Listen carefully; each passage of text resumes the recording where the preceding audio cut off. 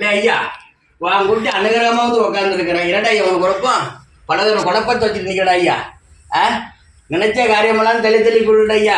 அது மட்டும் இல்லாமல் ஒரு காரியத்தை இறங்கி செயல்படுத்தி பார்த்தேன். அந்த செயல்பாடு மாறி கருத்து கொடுத்துக்கிட்டு இருக்கு. எனக்கு மன கொடுத்து உண்டாக்கிட்டு இருக்கு. ஏன்டா ஐயா இப்படி சோதனை பண்ற அப்படின்னு என்கிட்ட வந்துருக்கடா ஐயா. ஆமா நாளையாடாப்பா. ம்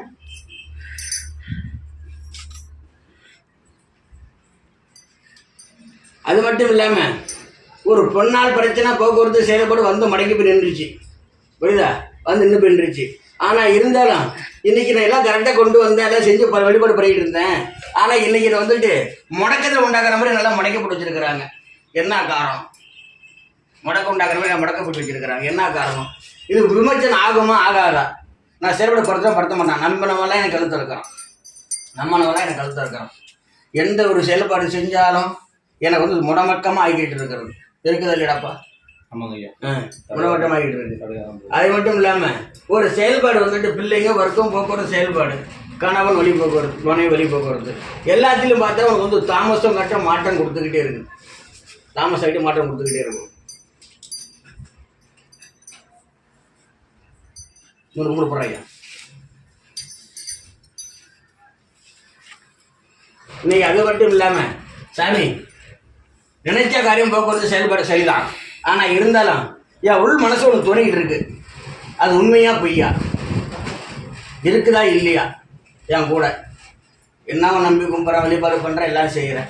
ஆனால் இருந்தாலும் ஏன் சாமி ஒன்று சோதிக்கிறேன், சோதனைக்கூடிய காலமாக கொடுத்துட்டு இருக்கிறேன். புரியுதா? அது மட்டும் இல்லாமல் ஒரு செயல்பாடு பண்ணணும், நிரந்தரம் உண்டாக்கணும். ஆனால் எல்லாத்தையும் குடும்பத்தில் குழப்பம் கட்டி விட்டு அடிச்சுக்கிட்டு ஏன்னா மன நிம்மதி இல்லாமல் ஆக்கிட்டு இருக்கிறாங்க. புரியுதா?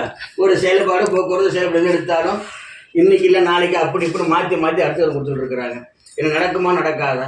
என் குடும்பத்தை செயல்பாடு ஒரு செயல்பாடு மாறி ஓடிக்கிட்டு இருக்கு. இது யாரால காரணமாக இருக்கும்?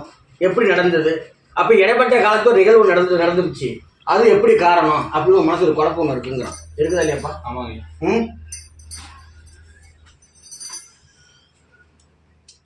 சரி ஐயா, இந்த குழப்பம் போக்குவரத்து செயல்பாடு விமர்சனம் ஆகிப்போம் ஐயா. புரியுதா? நீ கவலைப்பட வேண்டாம். ஆனால் உன் மனசு ஒரு காரியத்தை நினைச்சுக்கிட்டே நிற்கிற.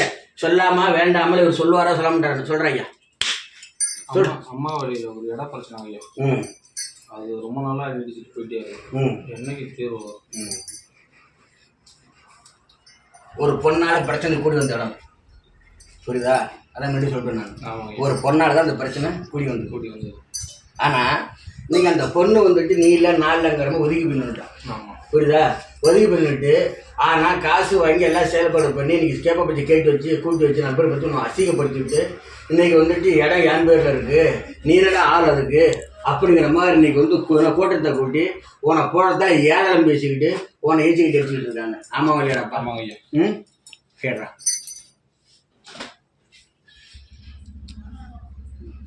சரிடா, உனக்கு அடுத்து முடிச்சு தட்டுமா? முடிச்சு கொடுங்க ஐயா. முடிச்சு கொடுத்து ஐயா கிடந்துறேன். என்ன கேட்குறீங்களா? என்னால் முடிஞ்சது என்ன?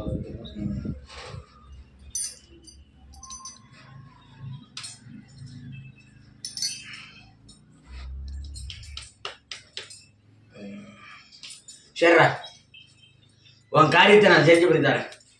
சரியா? சரிங்க. உன் காரியம் செஞ்சு கொடுத்தோடனே என் கோலுக்கு வந்துட்டு புரியுதா 500 ரூபா பிடி பண்ண கட்டுறான். சரிங்க. சரியா?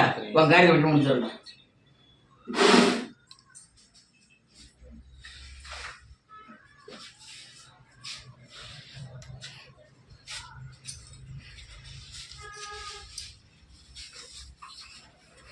உன் தெய்வம் உங்ககிட்ட நிற்காம இருக்கனால உன் நல்லா ஏற்றி போட்டு பார்க்குறான்டா. இல்லை கிளம்புறான், கை நீட்டுறான். நல்லா கண்ண முடியாது யாருக்கு ஒன்று பரவாயில்ல.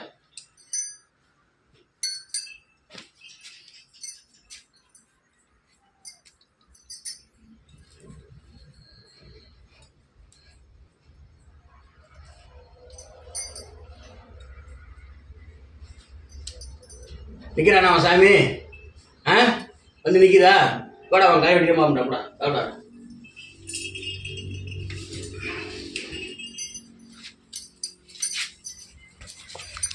வேல் வெட்டி